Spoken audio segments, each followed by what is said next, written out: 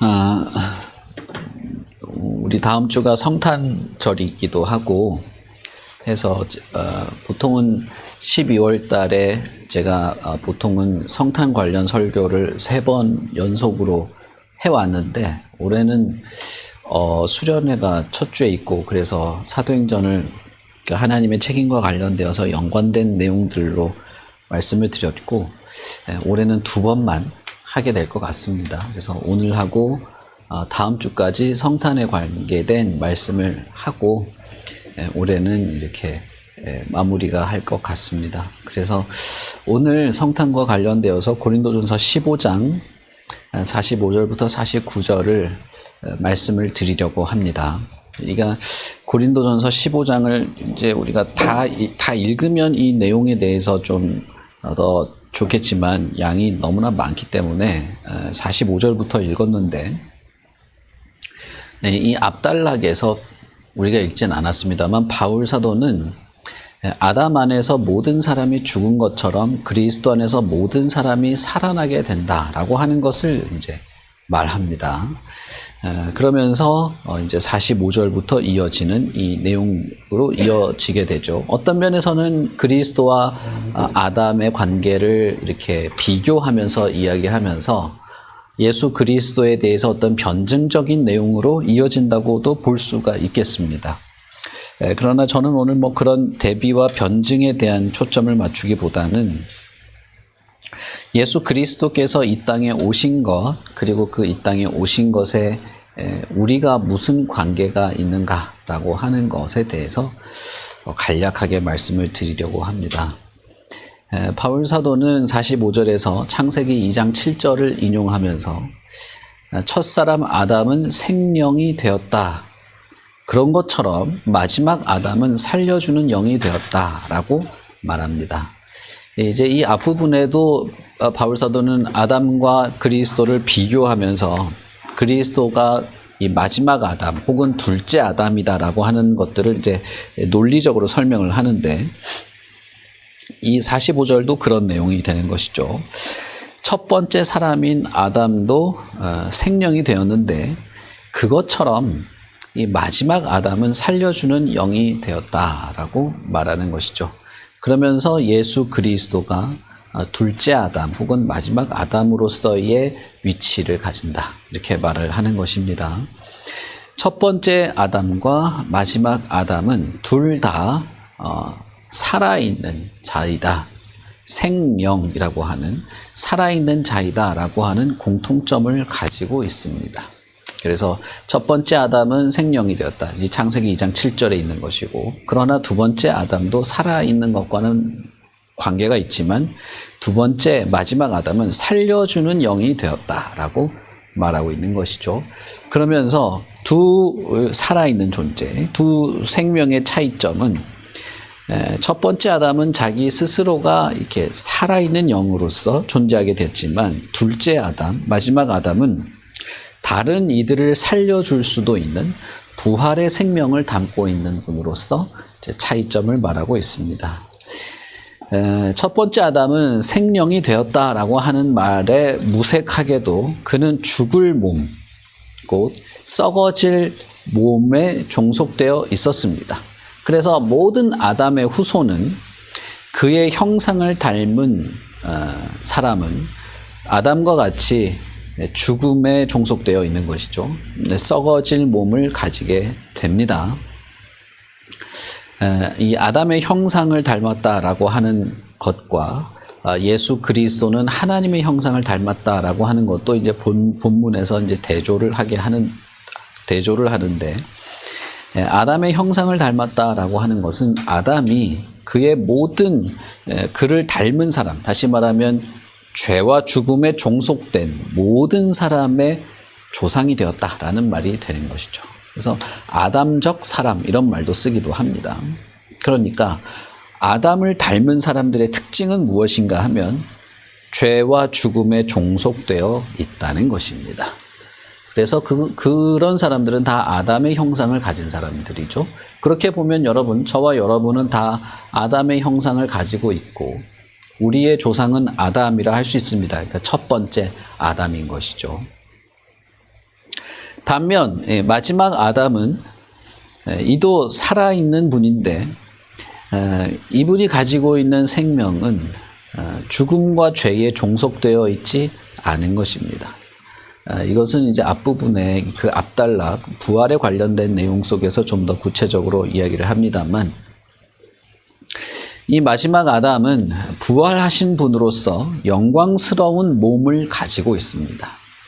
죄와 죽음, 썩을 몸을 가지고 있지 않고 영광스러운 몸을 가지고 있는 이 마지막 아담은 그를 닮은 모든 사람들의 대표자가 됩니다.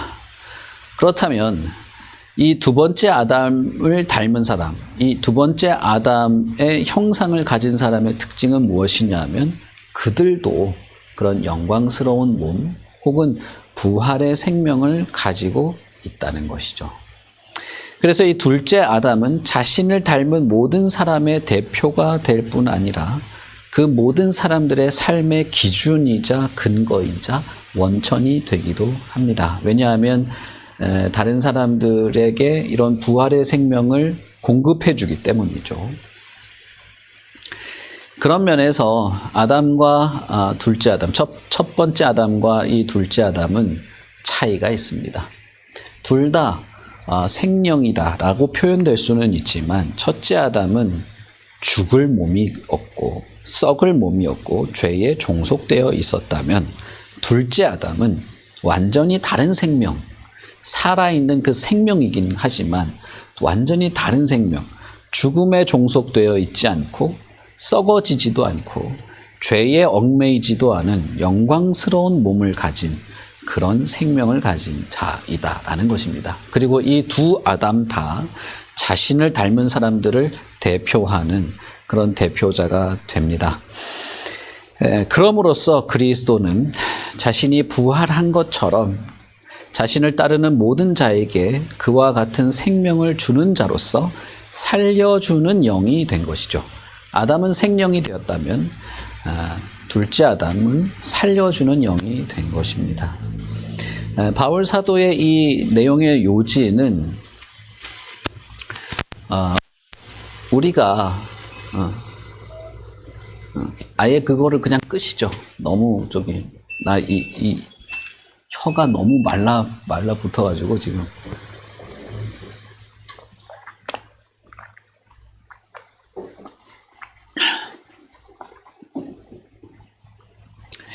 바울의 요지는 그리스도가 부활한 것처럼 둘째 아담이 부활한 것처럼 그를 닮은 모든 사람들도 완전한 생명을 가진 몸으로 살게 될 것이라는 것입니다. 자, 여러분, 여기서 지금 바울 사도가 염두에 두고 있는 둘째 아담을 닮은 사람들이 누구인지는 우리가 잘 알죠. 예수 그리스도를 믿는 사람, 혹은 하나님과 관계가 회복된 사람, 혹은 칭의를 얻은 사람, 여러 표현을 할 수는 있지만 결국 궁극적으로는 둘째 아담인 그리스도를 닮은 사람인 것입니다. 성경의 표현대로라고 하면 그리스도의 형상으로 이렇게 그리스도의 형상을 입은 사람이라 할 수 있습니다. 바울 사도는 두 몸을 비교합니다. 죽을 몸, 썩을 몸, 그러나 반대편에는 죽지 않을 몸, 영광스러운 몸이라는 것이죠. 그러므로 이 단락에서 우리에게 말해주는 것은 이 앞단락의 이 맥락과 이어지면서 바울은 우리는 어떤 종류의 몸으로 살아가게 될 것인가? 우리는 어떤 종류의 몸으로 살기를 바라는가? 우리는 어떤 종류의 몸을 지향해야 하는가를 중요하게 다루고 있다는 것입니다. 그래서 그것에 대해서 이 바울은 육과 신령한 것, 흙과 하늘 이런 것들을 이제 비교하면서 말하는 것이죠. 첫 번째 아담, 그는 땅에 속한 자이고 두 번째 아담은 하늘에 속한 자입니다. 바울은 이 마지막 우리가 읽은 49절에서 우리가 하늘에 있는 자의 형상을 입어야 한다라고 강조를 하고 있죠.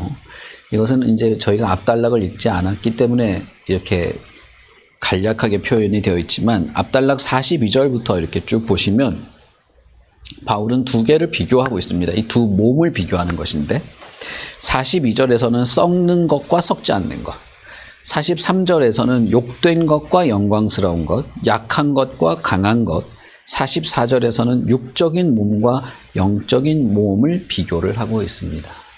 바울 사도가 이렇게 하고 있는 것은 그가 다메섹 도상에서 다메섹으로 가는 도중에 예수 그리스도를 만나고 나서 뭔가 완전히 그의 이 개념이 바뀌는 그런 사건이 있었기 때문입니다. 그는 부활하시고 영광스러운 몸을 가지신 예수 그리스도의 음성을 들었습니다. 너무나 밝은 빛이어서 순간 눈이 멀어버릴 정도로 영광스러운 몸이었어요.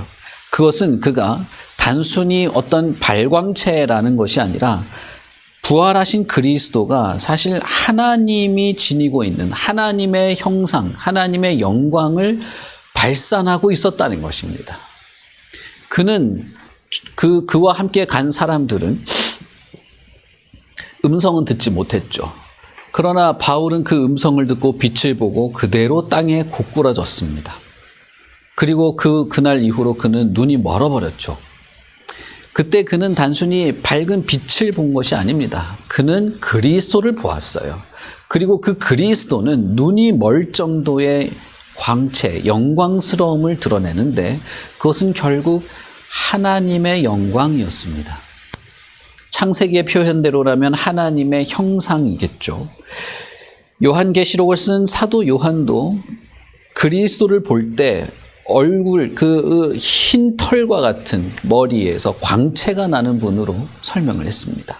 그것은 그냥 몸에서 빛이 난다는 것이 아니라 그는 영적인 새로운 몸, 완전히 생명에 충만한 몸, 그리고 하나님의 영광에 충만한 그런 몸을 가지신 분으로 사도 요한도 보았다는 것입니다. 삼위 하나님 중에서 육체를 가지고 계신 분은 예수님밖에 없고 예수님은 지금도 육체를 가지고 계십니다. 그런 면에서 그 그리스도를 닮은 사람이 이 세계에 있다는 거예요. 여러분 한번 우리 요한계시록 우리 했던 걸 잘 생각해 보세요. 요한계시록에 보면 보좌에 하나님이 있습니다. 그리고 그 보좌를 둘러선 12장로, 24장로와 수많은 흰옷 입은 자들이 둘러서 있습니다. 천사들이 이 얼굴을 가리고 날개를 펼치고 찬송을 하고 있습니다. 근데 그 흰옷 입은 자들에게 주어진 게 있었죠. 여러분 생각나십니까? 흰 돌을 주지 않습니까? 생각이 잘 안 나시죠? 정상입니다. 정상. 아주 정상이고 저는 아무렇지도 않습니다. 여러분들이 아무 기억이 안 나도 저는 아무렇지 않다. 흰 돌을 주죠. 그 흰 돌에 누구의 이름이 써 있었어요? 그리스도의 이름이 써 있었죠. 돌멩이 장난감이라고 준 게 아니에요. 그건 명찰과 같은 거예요. 제가 어디 이런 모임들에 가면 제 이름을 적어서 명찰을 줘요. 그럼 달면 저는 그 이름으로 인식되는 거죠. 천상에서 흰옷을 입은 그 수많은 천사들, 그 수많은 성도들, 각양방언과 각 민족에서 나온 자들이 흰 돌을 받습니다. 거기에는 그리스도 이름이 적혀 있습니다.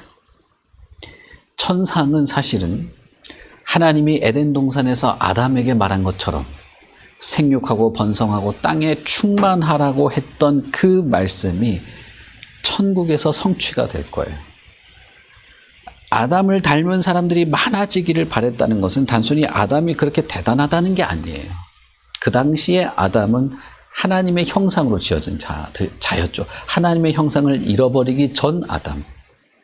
그가 이 세상에 충만하기를 바랬던 하나님의 계획이 있었는데 실제로 완성된 천상은 그렇게 될 겁니다. 하나님의 형상으로 회복된 자들이 충만한, 그것은 오직 그리스도 안에서만 가능한데, 그것도 제가 조금 이따 말씀드리겠습니다만, 그렇게 그리스도를 닮은 자들이 그리스도라고 하는 명찰을 가슴에 달고 천상에 가득 있는 것입니다.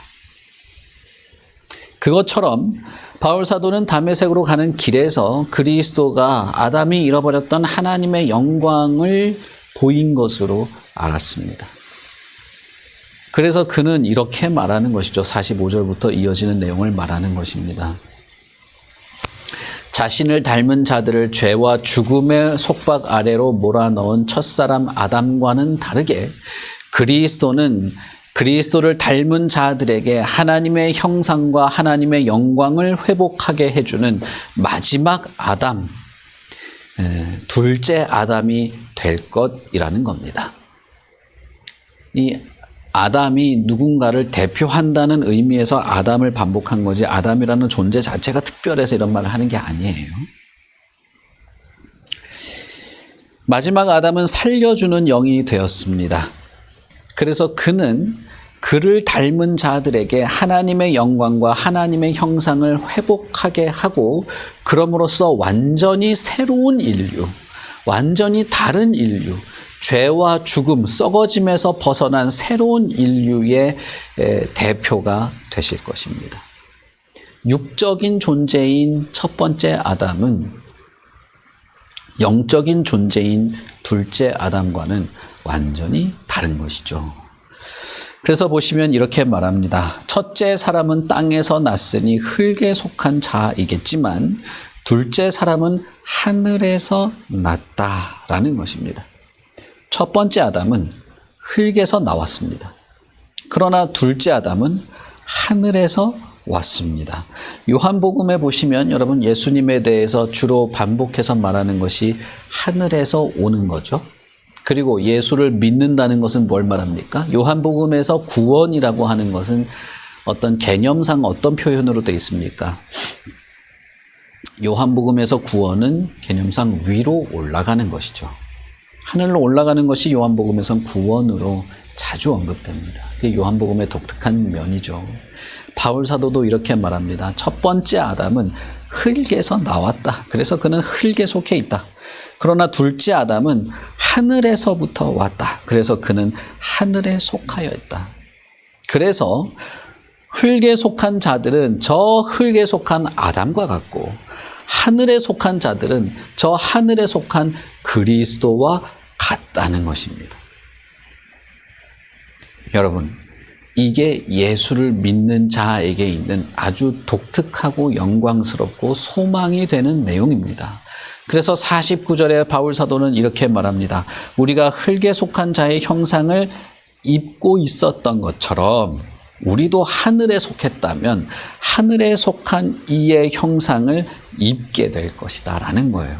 왜 굳이 이 사람은 이런 말을 썼을까?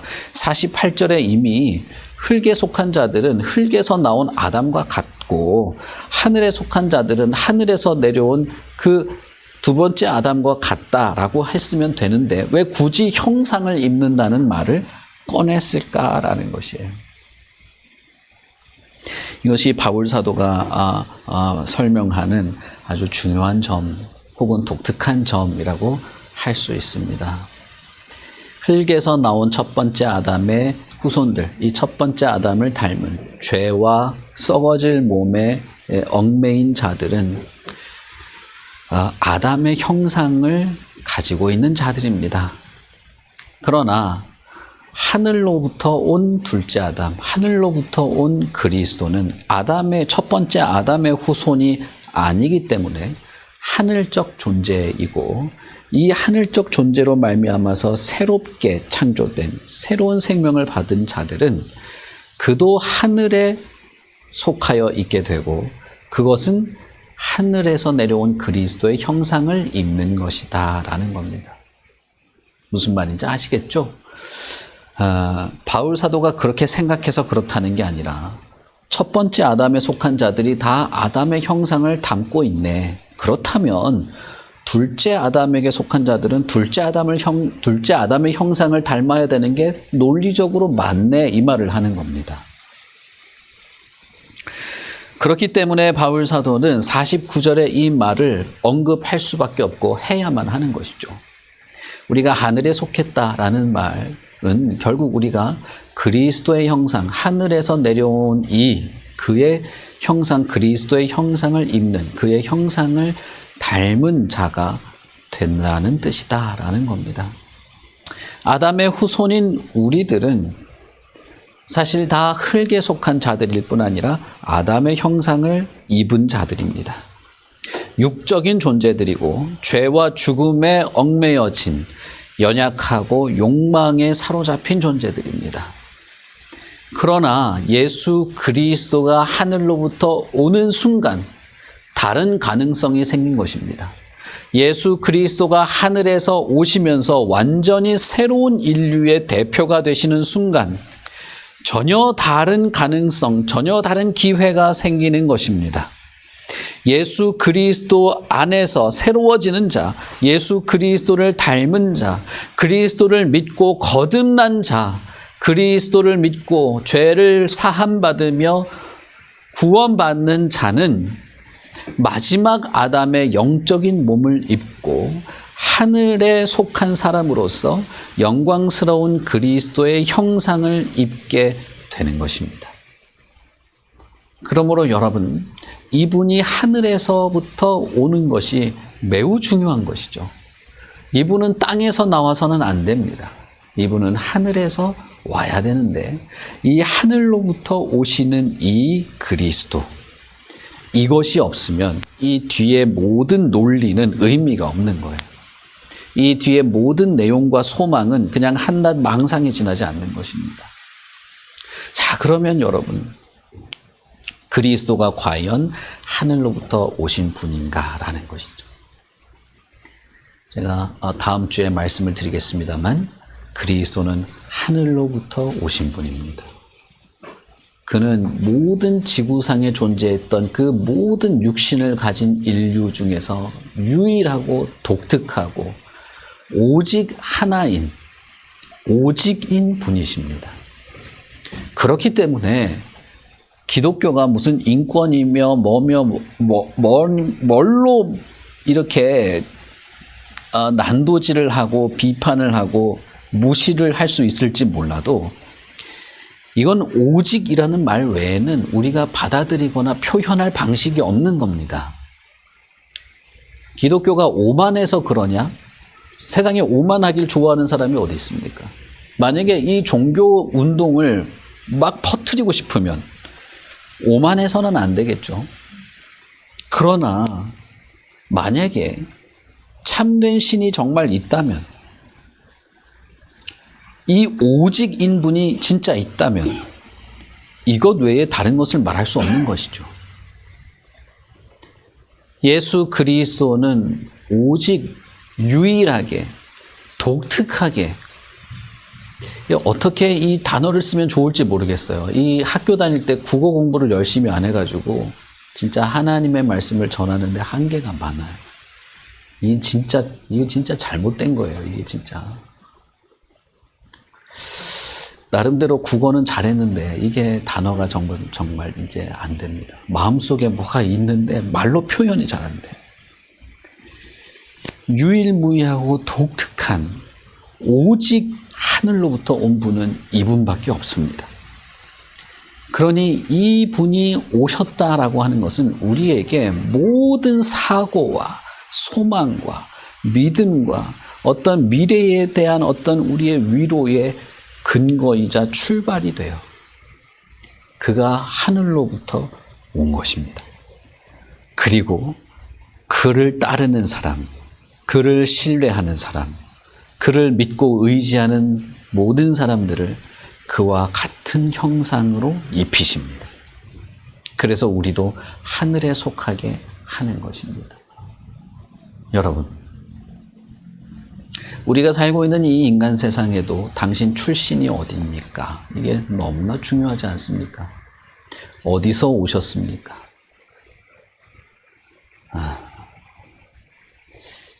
그렇다면 우리의 영적 세계에도 이것은 우리에게 매우 중요한 것입니다. 바울 사도는 자신의 서신에서 그리스도는 하나님의 형상이라고 말하면서 우리가 그의 형상을 입는다고 또 말하고 있는 것이죠. 그는 다메섹으로 내려가는 길에서 그리스도야말로 하나님의 형상 그 자체임을 느꼈습니다. 그래서 고린도후서 4장 4절에 보면 그는 이렇게 말합니다. 이 세상의 신이 믿지 아니하는 자들의 마음을 혼미하게 하여서 그리스도의 영광의 복음의 광채가 비치지 못하게 하는데 그 이유는 그리스도는 하나님의 형상이기 때문이다 라고 말합니다. 이 세상이 그리스도를 미워하는 이유는 그가 하나님의 형상이기 때문이다 라고 말한 거예요. 복음을 혼미하게 하는 이유도 그가 하나님의 형상이기 때문이다 라는 것입니다. 여러분, 정말 성경은 독특한 내용이 있어요. 왜냐하면 하나님을 유일한 하나님, 영광스러운 하나님, 만유의 주, 창조주, 절대자 이런 분으로 쫙 묘사를 하고 사랑이 넘치고 무한한 사랑과 자비와 어떤 구원에 대한 내용들을 쭉 펼치고 나서도 그렇지만 사람들은 나를 싫어해 이렇게 말해요. 제가 뭐 다른 종교는 잘 모르지만 이 세상에 어떤 종교가 그 경전에서 사람들이 나를 싫어해 그렇게 쓰는 경전이 있는지 모르겠어요.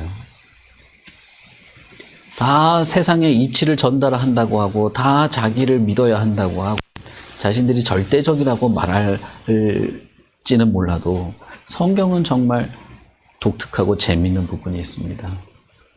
그런 하나님, 그런 참된 믿음과 인간의 본질을 설명하면서도 그런 영광스러운 하나님을 그렇게 감미롭게 표현하면서도 그렇지만 나는 미움받는 자, 사람들은 나를 싫어하고 무시하고 그걸 자기 경전에 적어놨어요. 바울 사도가 말한 바도 비슷한 것입니다. 그리스도는 하나님의 형상이다. 그리스도는 하나님의 형상으로 그의 복음에는 영광의 광채가 있고 그래서 사람들은 싫어하는데 그런데 하나님께서 우리를 그의 아들의 형상과 같은 형상이 되도록 하신다고 하면서 그리스도의 형상을 입는 자들은 결국 그들도 하나님의 형상을 입게 될 것. 아담이 잃어버렸던 하나님의 영광, 하나님의 형상을 회복할 것을 말합니다. 로마서 8장 29절에 보면 바울 사도가 이렇게 말하죠. 하나님이 미리 아신 자들을 또한 그 아들의 형상을 본받게 하기 위하여 미리 정하셨다라고 말합니다. 고린도후서 4장 4절에서는 그리스도는 하나님의 형상이다라고 말하고 로마서에서 하나님은 그리스도를 형상을 담도록 했다라고 우리를 정했다라고 말하고 있는 것입니다. 그리고 나서 오늘 읽은 우리 고린도전서 15장 49절에서 보면 그와 같은 형상, 그의 형상을 입게 될 것이다. 이렇게 말하는 것이죠. 그러니 여러분 이것이 논리적으로 연결을 한다면 흙에서 나온 우리, 아담의 형상을 입었던 우리가 하늘에서 오신 하나님의 형상이신 그리스도로 말미암아 우리도 그의 형상을 입음으로써 결과적으로 하나님의 형상을 우리가 입게 된다는 것입니다.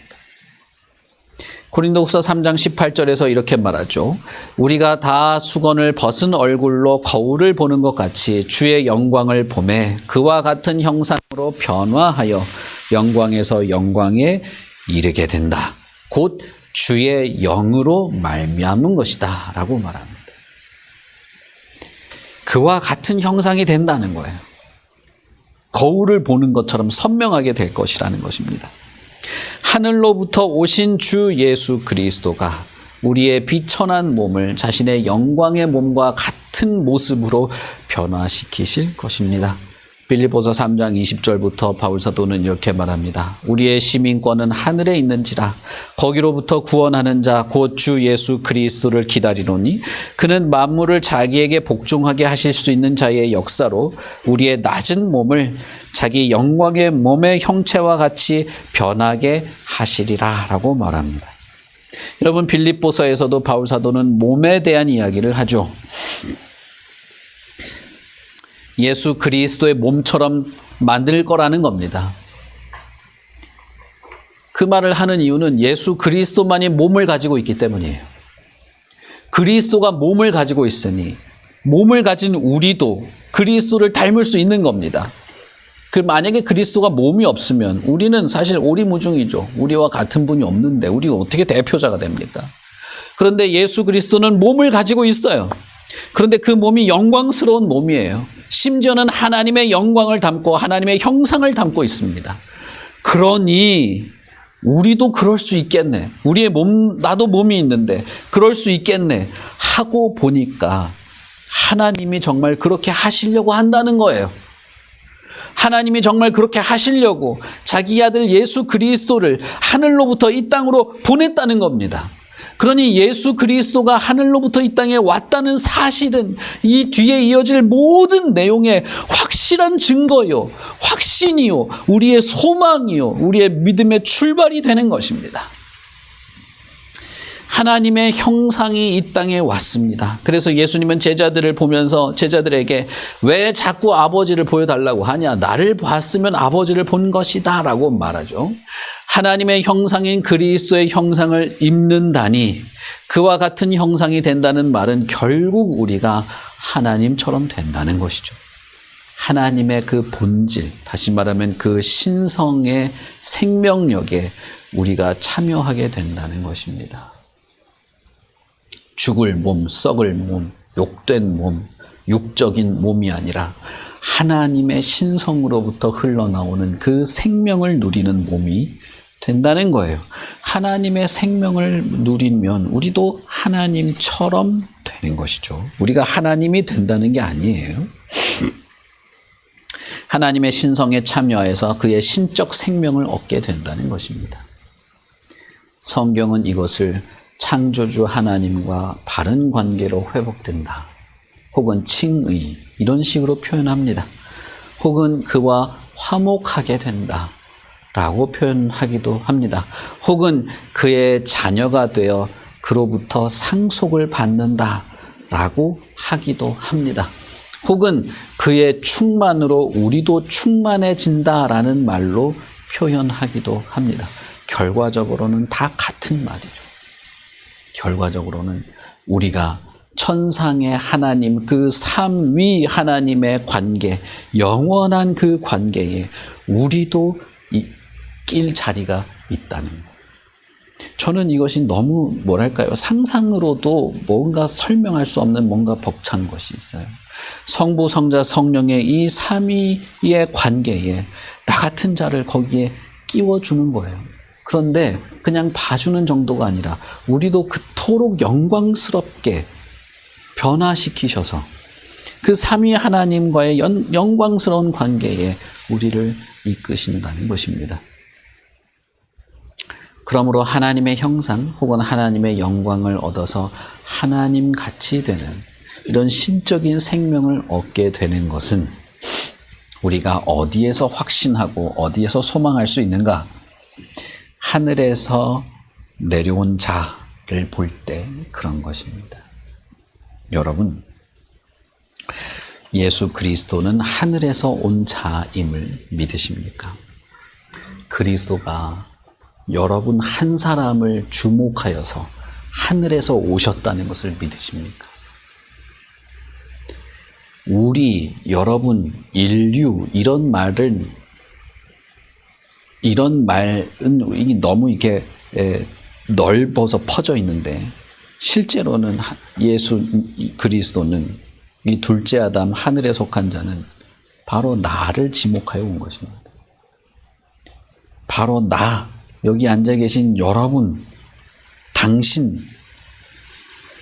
그를 지목하여 하늘에서 오신 것입니다. 바울 사도는 이것을 또 다르게 표현할 때 하늘의 보좌를 버리고 왔다. 로마서에서 그렇게 말하지 않습니까? 하늘의 보좌를 버리고 왔다. 그는 자기가 영광을 받을 자로 여겨지는 게 당연한데 그것을 당연한 것으로 여기지 않고 모든 것을 버리고 왔다라고 말하면서 그게 바로 너 때문이다라고 말합니다. 그게 바로 당신 때문이고 그게 바로 나 때문인데 그런데 나는 사실 괴수였다는 거예요. 예수께서 하늘로부터 내려올 때 그때 사실 나는 죄인 중에 죄인이요 괴수의 두령이었습니다. 이 죄인 중에 두령과도 같은 자였습니다. 그가 무한한 사랑을 베푸실 때 심지어는 하나님의 형상으로 입혀서 우리를 삼위 하나님과 비슷하게 만들려고 할 때 이미 우리는 완전히 아무런 가망성이 없는, 조금의 가망성도 없는 상태였다는 것입니다. 바울의 표현대로라면 우리는 흙에 속해 있었습니다. 흙이에요. 그냥 먼지 덩어리예요. 존재 자체가 다르고 출발이 다르고 모든 것이 어울리지 않는 자입니다. 그런데 예수께서 기꺼이 하늘로부터 오신 것이죠. 올 때 그는 자신이 하늘에 속한 자임을 분명히 증명합니다. 분명히 드러냈죠. 그리고 그것을 알아본 자들이 몇 명이 있었습니다. 동방박사들이 알아봤고 그 밤중에 양떼를 치던 목동들이 한밤중에 알아봤습니다. 그리고 평생을 성전에 예배하면서 기다리던 그 두 노인이 알아봤습니다.